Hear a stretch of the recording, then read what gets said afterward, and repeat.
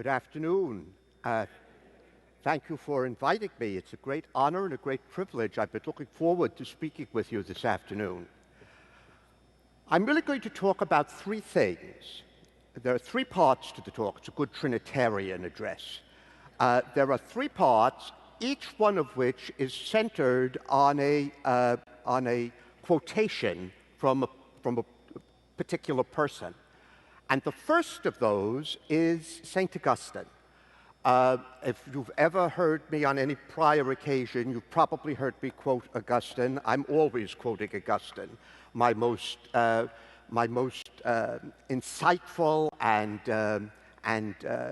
most helpful intellectual companion for some 45 years at this point. The passage I want to center on is from Book 9 of the Confessions. Now, if you recall the Confessions, you will remember that Book 9 is the close, the end of the autobiographical section of Augustine's memoirs. And it doesn't end where you might expect it to end. Most people, I think, who approach the Confessions for the first time assume that the big finale, the grand climax of the story that Augustine is telling, is going to be his conversion and his baptism. In fact, he does spend a lot of time talking about what led to his conversion, of course, but his baptism only gets mentioned in a subordinate clause in one sentence, not a very prominent space. That's not what the whole of the story of his life has been leading up to. What it's been leading up to is his account of a conversation with his mother that took place a few days, he tells us, before she fell ill, and the illness, as a result of which she passed away, she died. He tells us that at this point, he and his mother, Monica, and his son from his common law marriage, Adeodatus, and various of his friends who had been around him and lived with him in Milan when he was imperial court rhetorician, effectively press secretary to the emperor, that they were now all returning with him to North Africa. And they traveled from Milan to Rome, from Rome to the port of Rome, Ostia. And when they got there, they found it was the wrong type of year. The winds were not blowing at the right pattern, so they had to wait some time before they could take ship for North Africa.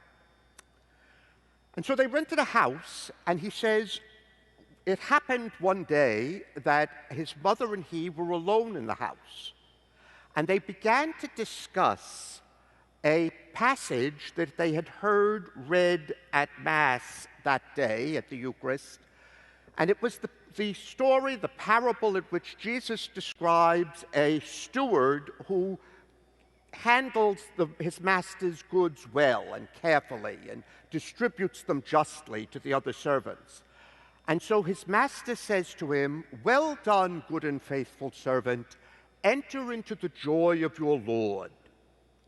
And Augustine says, we began to discuss what would it be like to enter into the joy of the Lord? What might that mean?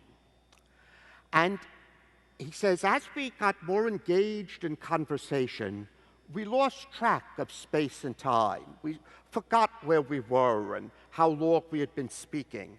We, as it were, passed through and beyond ourselves.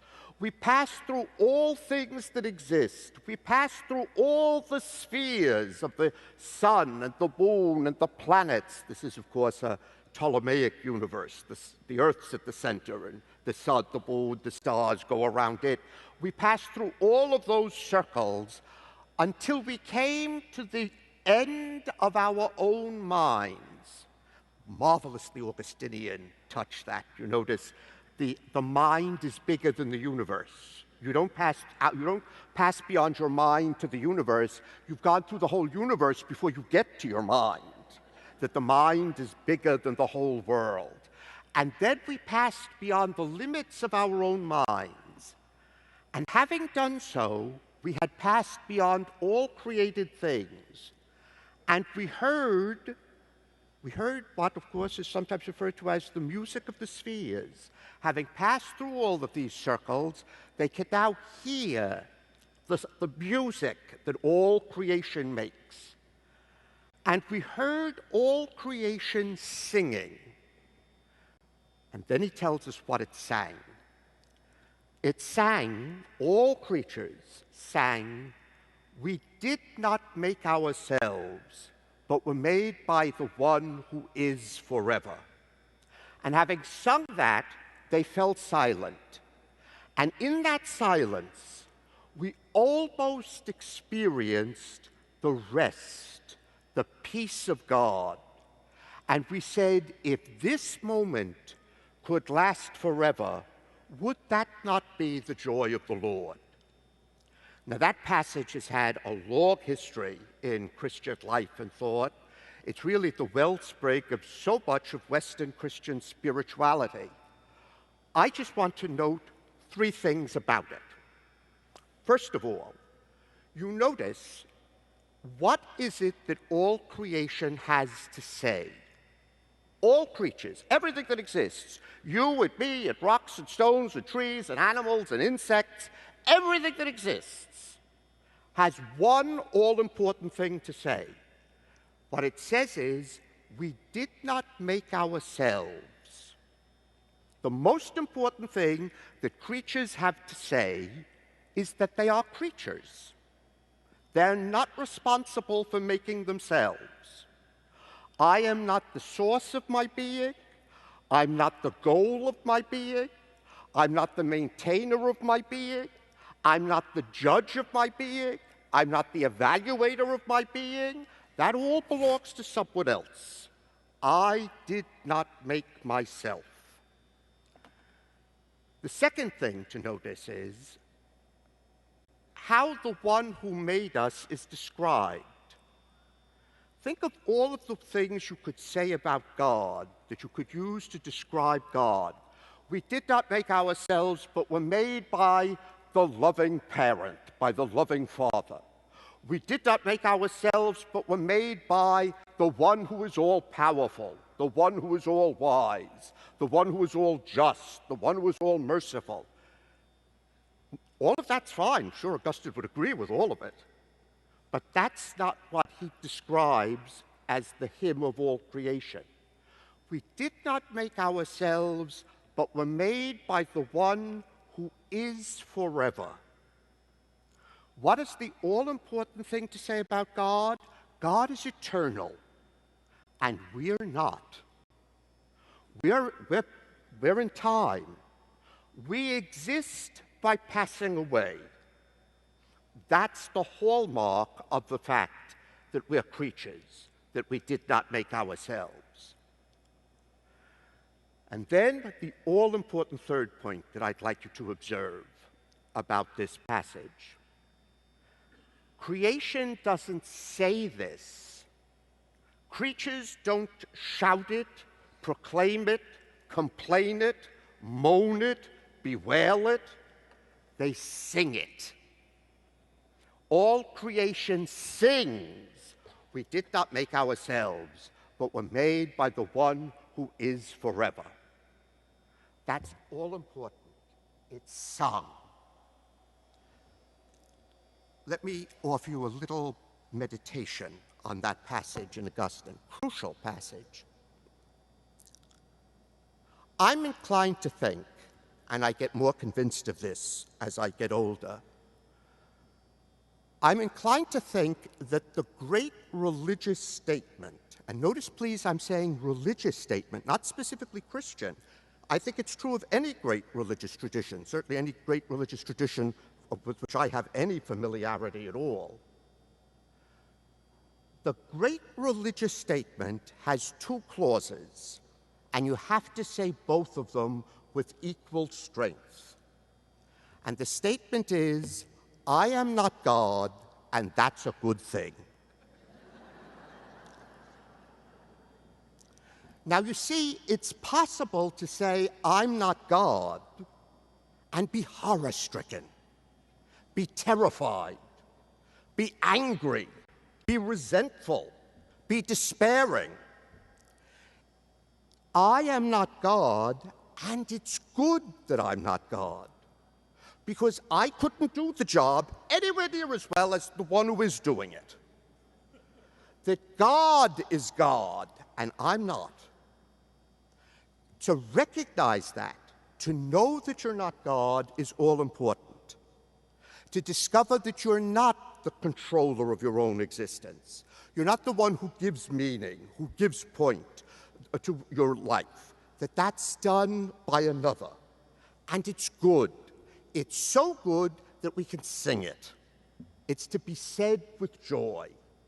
We did not make ourselves, but were made by the one who is forever. We are passing away. God is eternal.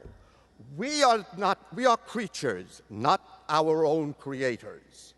And it's wonderful. It's good. It's to be sung. All important. To be able to recognize the absolute dependence, which is the hallmark of being a creature. And not just to recognize it, but to celebrate it, to rejoice in it, to be delighted by it. That's absolutely crucial. Second part of what I want to talk with you about this afternoon. The second part I want to introduce by a quotation, this time from the poet T.S. Eliot. Eliot's late great poem, or set of poems, 4 quartets. The second quartet is entitled East Coker. Each of the 4 main sections is named after a particular place that is of great significance to Eliot in his life. The second one is East Coker, and it ends with these lines. I think some of the most wonderful lines written in English in the 20th century. Eliot writes, "Old men ought to be explorers. Here and there does not matter. We must be still and still moving into another intensity for a further union, a deeper communion through the dark, cold, and the empty desolation, the wind cry, the wave cry, the vast waters of the petrel and the porpoise. In my end is my beginning."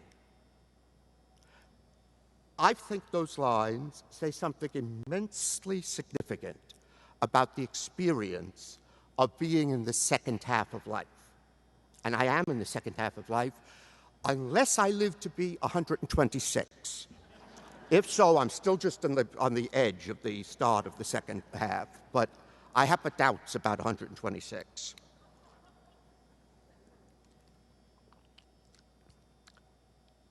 Notice Eliot's image. Old men aren't supposed to retire to their rocking chair. They're not supposed to settle down in front of the TV and the recliner. Old people should be explorers. But not explorers in the sense of going out and finding new space. Here and there does not matter. We must be still. We must be deeply quiet. We must be still, but still moving. Moving where? Moving how? Into another intensity.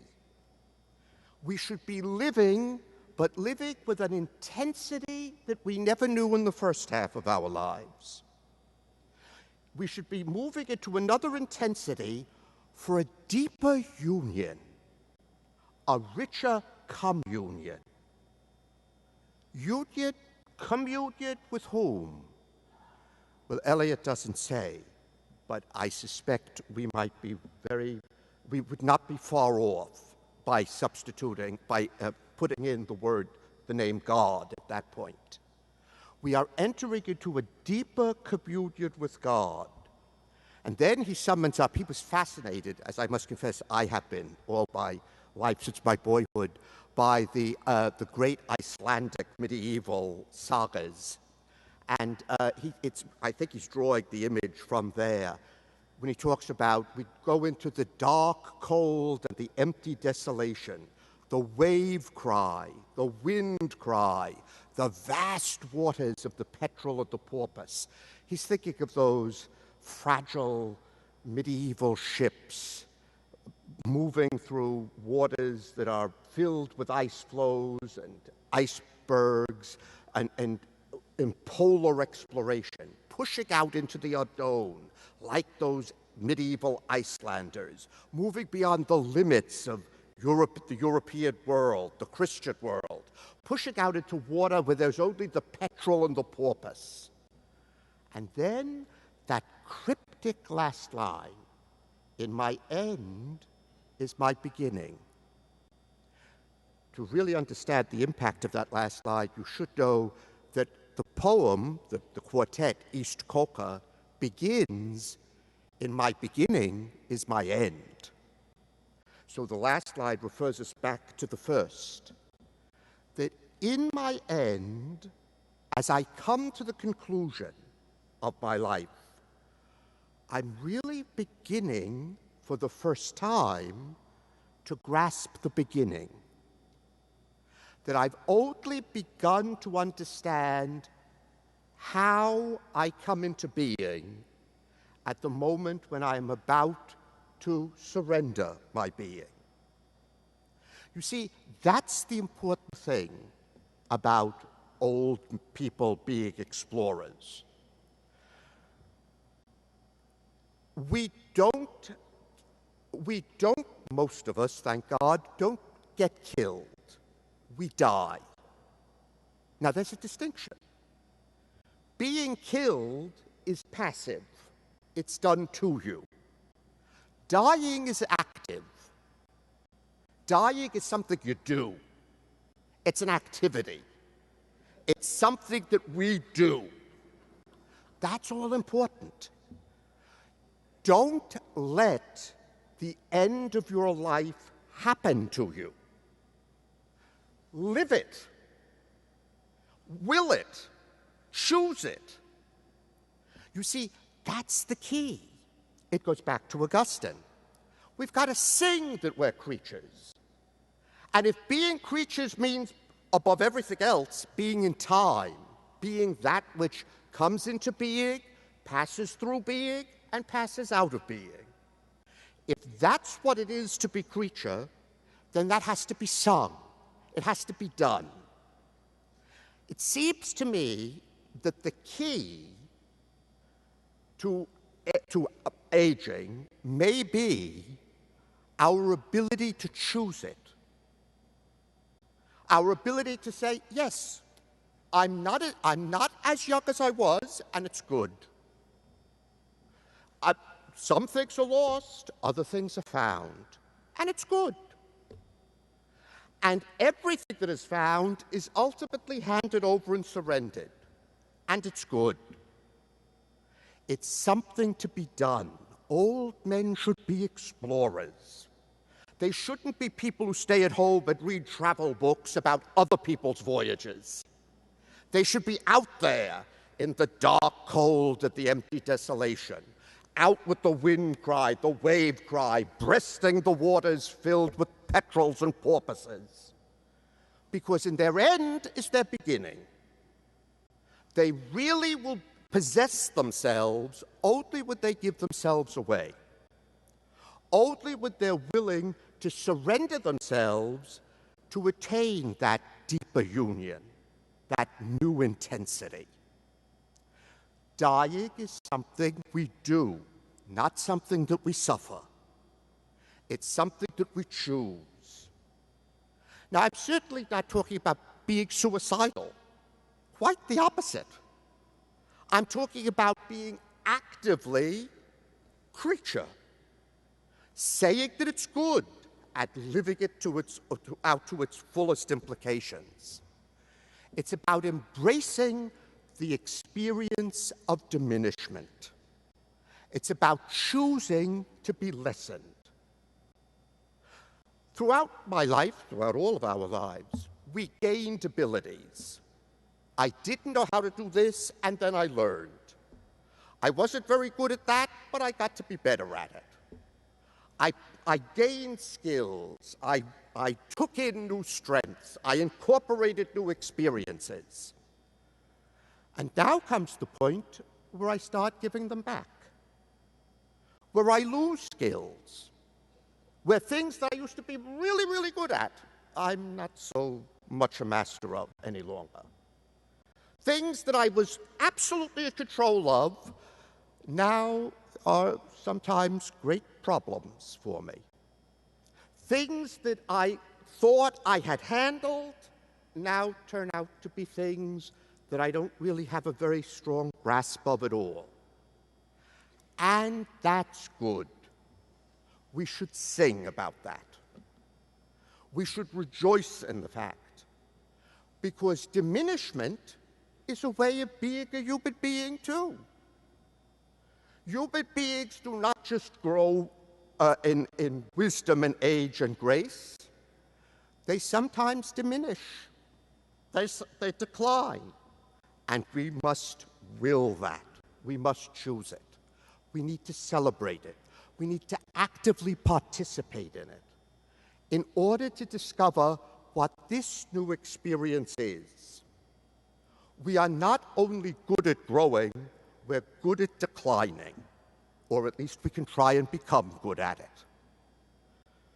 One of my favorite writers, someone I turn to on nights when I'm feeling a little lonely or days that are a little dark, is the great 16th century French essayist Michel de Montaigne.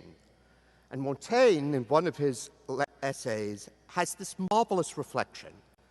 He says, "When I was a young man, I studied philosophy with great intensity. And I did it because I understood from reading ancient authors that philosophy would teach me how to die well.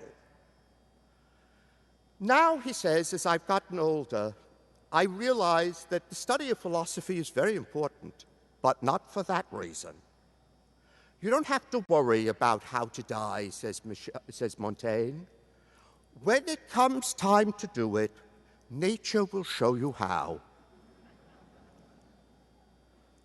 So if you study philosophy, study it not to learn how to die, but to learn how to live, all the way to the point at which you die. Exactly. Live all the way to the point at which we die, so that we can say at the end, yes. Yes to what? Well, that takes me to my third point. My third point is I'm going to reflect on a statement made by someone who has been even more important to me than Eliot or Augustine, and that is my mother. My mother is now 91 and in a nursing home. Mother lived with me after my dad's death for 15 years. And the last couple of those years began to evidence increasing dementia. And she, now in the nursing home, she sort of remembers me and my brother and my sister. And she usually gets my name, but she's unclear how we're related. Am I her son? Am I her brother? Am I an old friend? That she's not terribly sure of. She frequently will ask me, "Are your parents still alive?" And often she'll ask me, "How's your wife?" And I always say, "She's never home. I can't even tell you the last time I saw her."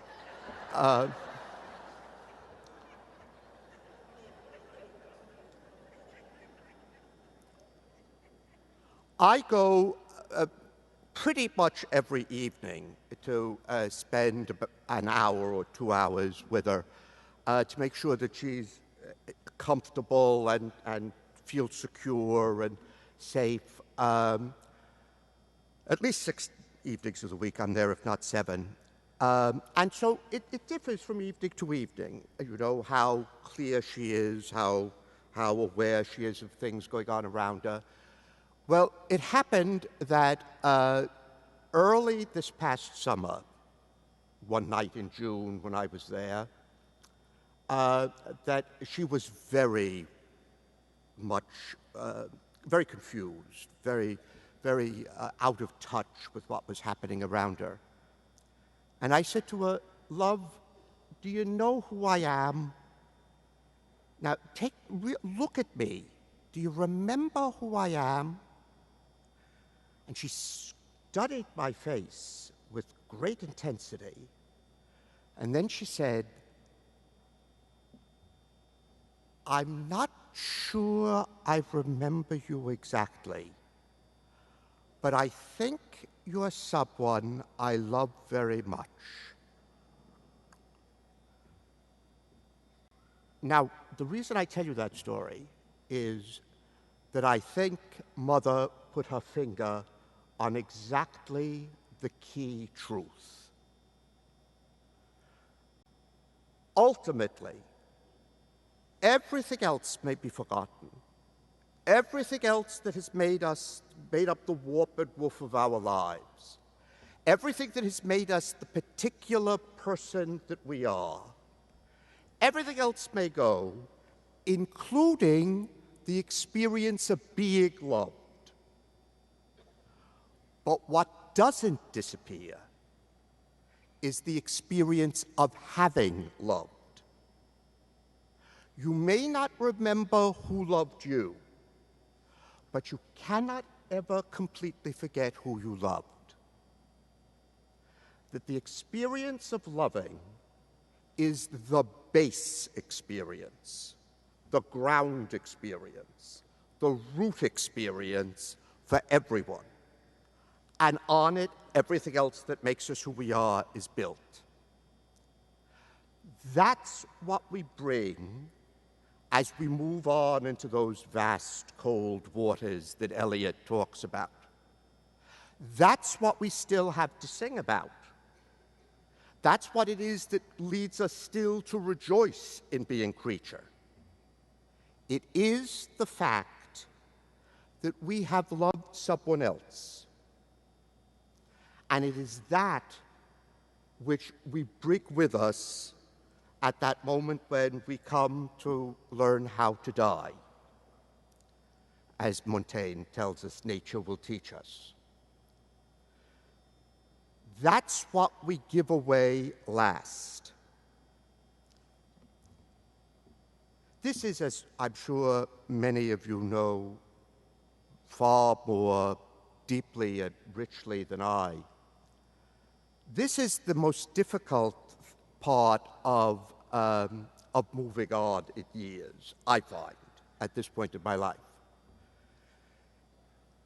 The point at which we experience our creatureliness in the most challenging possible way, in the way that makes it most difficult to sing, the point at which we discover our creatureliness is our inability to protect someone else.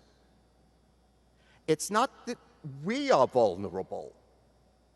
It's that we cannot do anything to protect the vulnerability of the people who mean most to us. Far, far, far more painful than not being able to protect oneself is the inability to protect the ones we love. So that, well, just thinking about my own life at the moment, visiting Mother every evening, my sister said to me, "Are you okay with this?" Because she lives at a little distance and is able to come less frequently. She said, is it all right? Are you dealing with this? And I said, yeah. I said, you have to get used to the fact that every evening you go and get your heart broken. And what breaks the heart is the fact that you would do anything to protect, to assist, to aid that person, and you can't. Because you're not God.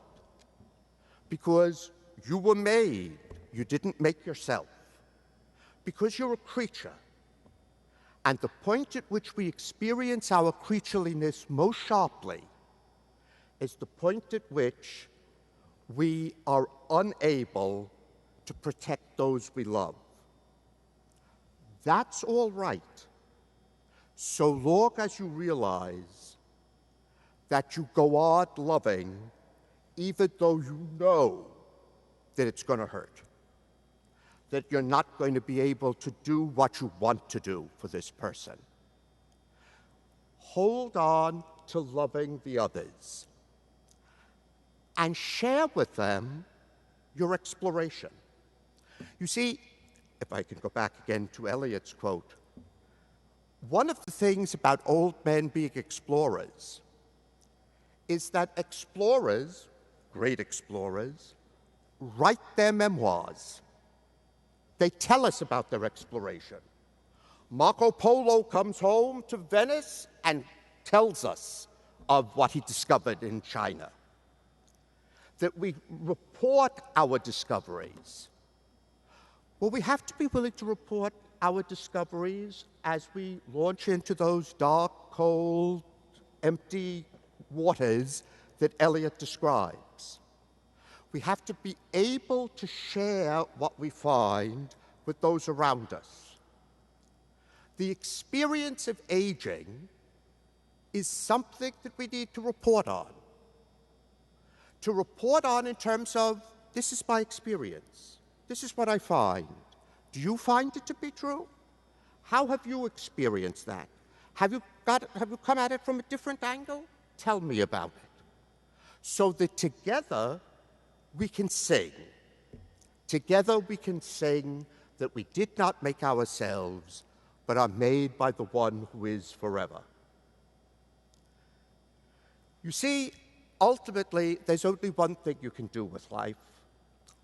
When push comes to shove, one great possibility to do with life, and that is to give it away, to give it to others, to have lived it not as somebody who stores up experiences, but somebody who shares experiences. Many years ago, it was mentioned that I'm a priest of the Diocese of Brooklyn. Well, you know, most diocesan priests don't have an opportunity to teach, to spend a life in the academic world as I've been privileged to do. But one of the questions I had to ask myself is, as a diocesan priest, what justifies my spending my life as a teacher? And finally, what occurred to me is that the only good reason to teach in the Christian life is to give it away, to give your knowledge away to somebody else. That the point of teaching is not that I get to spend my time reading and researching, and it's that I get to tell others about what I've read and what I've experienced. You teach, you learn in order to teach. You live in order to give life away. And that includes the experience of aging. It includes the experience of diminishment. It includes the experience of everyday lessening. It ultimately includes the experience of dying. So, I suggest to you that at the close of a day, when we have been thinking about the experience and the spiritual significance of being in the second half of life, I suggest to you that what we need to do is to commit ourselves to the whole process of being a creature, not to view it as something interrupted by death, but to see death as an intrinsic part, as a culmination, as a conclusion to the experience of living. I've often said to students over the years, you know, it's a little like you're reading a book and it will say something like, and so the first president of the United States was George Washington, parentheses, 1732-1799, close parentheses.